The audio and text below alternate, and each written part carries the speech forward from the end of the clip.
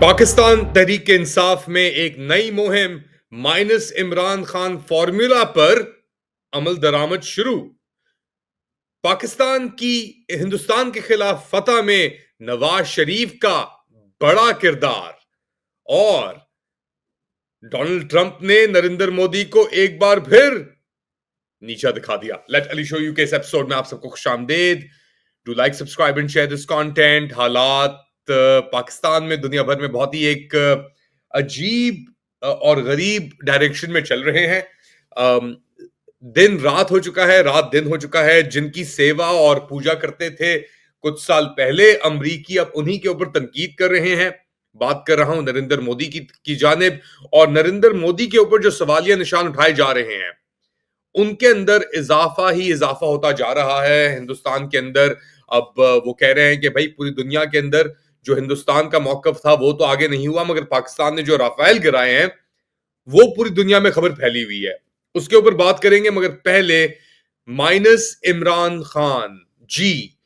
पाकिस्तान तहरीक इंसाफ और उसके जो एहलकार आप कह लें, जो आवाजें हैं जो साइड से आ रही हैं, और जो जुनता लॉयलिस्ट हैं तुर्की से लेकर लंदन तक, सब एक ही चीज कह रहे हैं कि जी मुफाहमत शुरू हो चुकी है, रिकंसिलिएशन का वक्त शुरू हो चुका है। रिकंसिलिएशन का वक्त शुरू हो चुका है तो निकालो फिर इमरान खान को बाहर।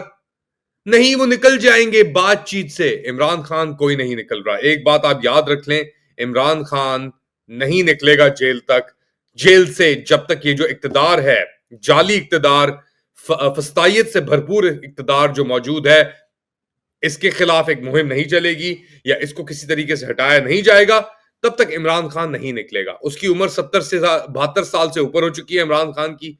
जिंदगी के उसके अंदर उसके पास कितने, खुदा उससे 100 साल से ज्यादा की उम्र दे, मगर हकीकतन जो रियलिटी है वो ये है कि एक 72 साला इंसान पिछले 2 साल से जेल के अंदर सड़ रहा है, और बाहर तमाशे हो रहे हैं, बाहर मुनाफकतें हो रही हैं, और अब आके मुफाहमत की बातें हो रही हैं। जी, मुफाहमत ऐसे नहीं होती।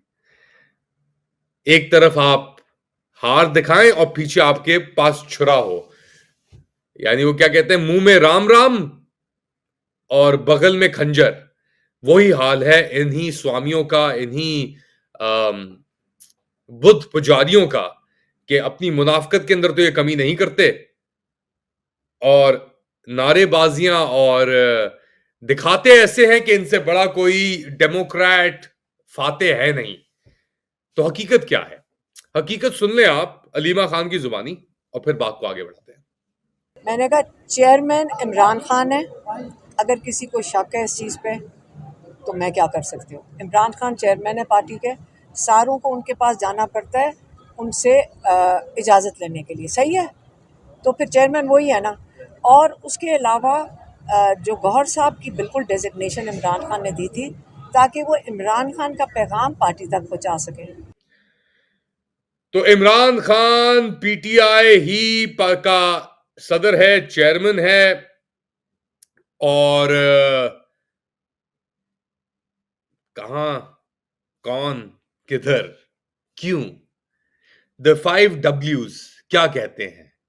द 5 W's ये कहते हैं कि इमरान खान चेयरमैन है, मगर एक होता है ना कि एक असली कॉपी होती है और उसकी फिर एक चाइना कॉपी होती है। चाइना कॉपी नहीं कह सकते, असली कॉपी होती है और उसकी फिर एक पीटीआई कॉपी होती है।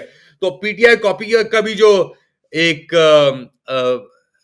क्या कहते हैं उसे टोपी ड्रामा चेयरमैन जो है, जो एहलकार है इस फस्तायत का, उसका नाम है गौर खान।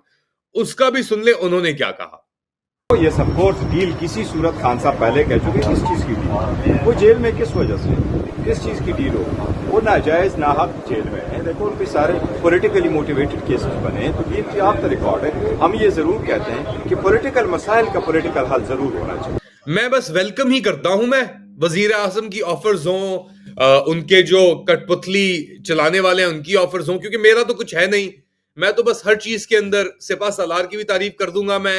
ये वही बात हो गई जो भी काजी फाइज ईसा को डॉन अखबार के अंदर जोर डाल के उनके ऊपर, मैं जानता हूं क्या प्रेशर आए, कहां से आए, और ये जो पब्लिश कराया है कि जी इंडिया के खिलाफ, मोदी के खिलाफ जाके बोलो, इंटरनेशनल जो कवानीन की खिलाफ वर्जी है उसके खिलाफ।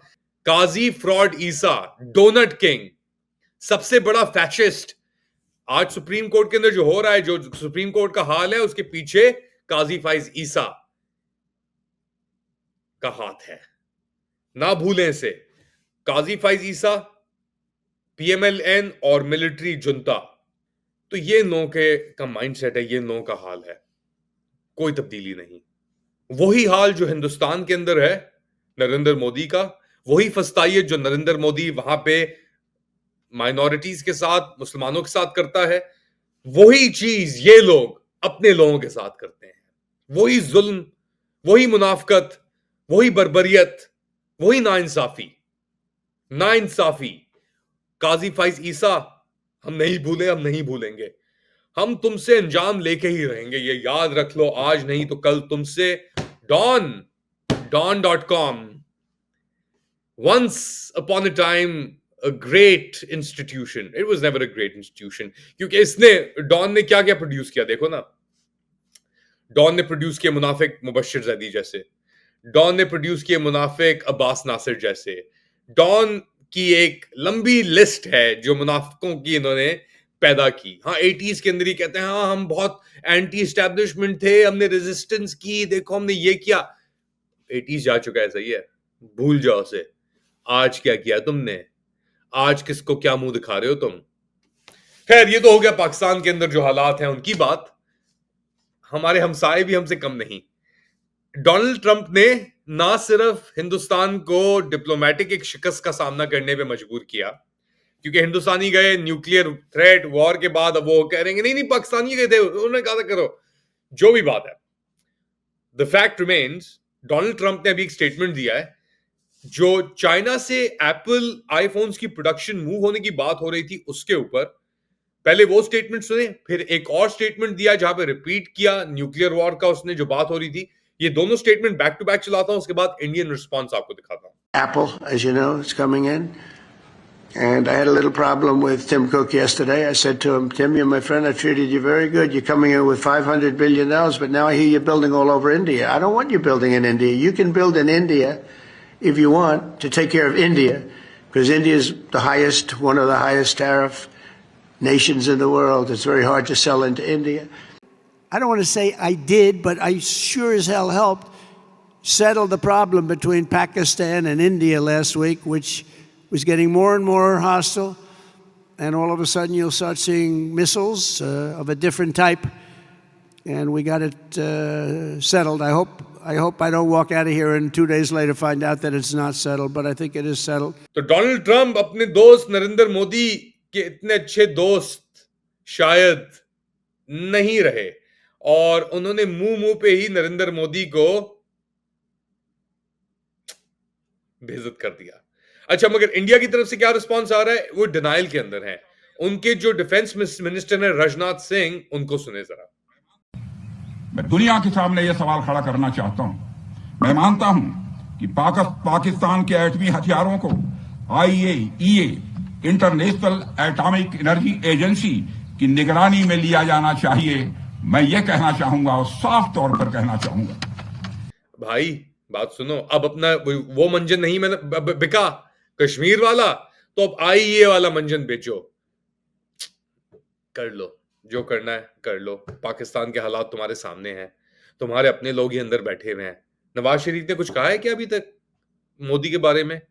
आर्किटेक्ट जो थे, इंजीनियर जो थे, जिन्होंने पूरा गेमिंग की थी इस पूरी जंग की, अकॉर्डिंग टू उस्मा बुखारी और जो और पिट्ठू हैं उनके, कुछ नहीं कहा अभी तक।